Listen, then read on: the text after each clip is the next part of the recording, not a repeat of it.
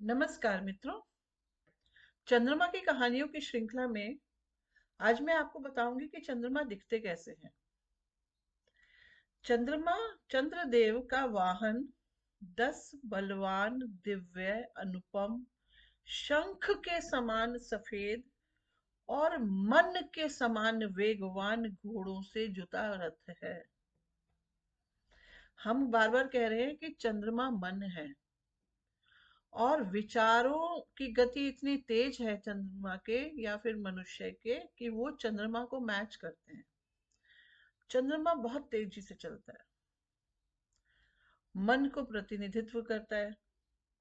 और अगर हम इनके वाहन की बात कर रहे हैं, जब वो कैसे दिख रहे हैं, चंद्रदेव का वाहन 10 बलवान दिव्य अनुपम शंख के समान सफेद और मन के समान वेगवान घोड़ों से जुता रथ है। चंद्रमा को श्वेत वस्तुओं का कारक कहा गया है। मत्स्य पुराण के अनुसार इन घोड़ों के कान और नेत्र भी सफेद हैं। चंद्रमा इतने सफेद हैं कि उनके घोड़े भी सफेद, उनके इवन जो घोड़ों के कान और नेत्र हैं वो भी सफेद हैं। श्रीमद् भागवत के अनुसार इनके 7 घोड़े हैं। जैसे वहां पर हमने पढ़ा कि 10 बलवान घोड़े जुते हुए हैं, लेकिन श्रीमद् भागवत कहता है कि इनके 7 घोड़े हैं। अब हम ये बात क्यों पढ़ रहे हैं? क्योंकि हम चंद्रमा की कहानी के द्वारा ये जानने की कोशिश कर रहे हैं कि चंद्रमा अगर आपकी कुंडली में कमजोर है या आपके चंद्रमा से कोई पीड़ा है तो उसको कैसे सुधारा जा सके।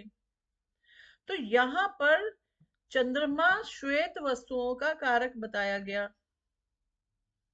और पहले जो हमने कहानी सुनी थी उसमें उनको औषधियों का कारक भी बताया गया। तो अगर हम कुछ ऐसी वनस्पतियां, ऐसी चीजें लें जो सफेद हों और उनका दान करें, तो चंद्रमा की पीड़ा को दूर किया जा सकता है। जिसमें आता है सबसे पहले चावल। सफेद चावल सफेद दूध में पकाकर खीर बनाई जाए और वो बच्चों को, छोटे बच्चों को, स्त्रियों को खिलाई जाए। अब स्त्री क्यों कहा? क्योंकि चंद्रमा और शुक्र को स्त्री ग्रह माना गया है, स्त्रियों का कारक ग्रह माना गया है। तो इस तरह से अगर चंद्रमा की पीड़ा को दूर करना है, चंद्रमा के उपाय करने हैं, तो सफेद चीजों का दान, सफेद कपड़े में चावल बांधकर भी दिया जा सकता है, चांदी का प्रयोग किया जा सकता है, और मोती तो सबसे ज्यादा कहते ही हैं कि मोती धारण किया जा सकता है। और इस तरह सफेद वस्तुओं का उपयोग करके या फिर उनका दान करके चंद्रमा के उपाय किए जा सकते हैं। नमस्कार।